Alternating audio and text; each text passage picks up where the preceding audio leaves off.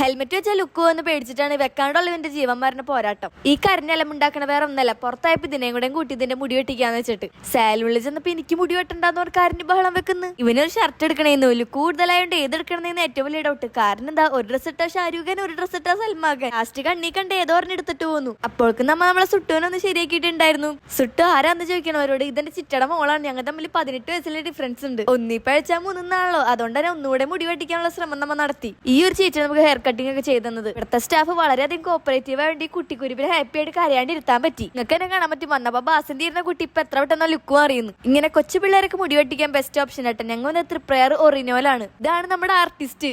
അങ്ങനെ ഇവിടുന്ന് Tata bye bye പറഞ്ഞ് ഞങ്ങൾ നേരെ മാളിലോട്ട് പോയി. ഒന്നും പറയണ്ട, നല്ല വിശപ്പായിരുന്നു. ആദ്യം ഫ്രണ്ടിൽ കണ്ട സാധനങ്ങൾ വാങ്ങിച്ച് നേരെ ഫുഡ് കഴിക്കാൻ പോയി. ഇല്ലെങ്കിലും വിശക്കുമ്പോ എല്ലാ ഫുഡിനും പ്രത്യേക ടേസ്റ്റാ. അന്നപ്പോ തൊട്ടുള്ള ബഹളമാണ് ഗെയിംസ് കളിക്കണത്. അങ്ങനെ നേരെ അതിലും കയറ്റി. അവസാനം 2 ഐസ്ക്രീം വാങ്ങി ഇന്നത്തെ ദിവസം ചടപടാന്ന് അവസാനിപ്പിച്ചു. അപ്പൊ ഇത്രയുള്ളൂ.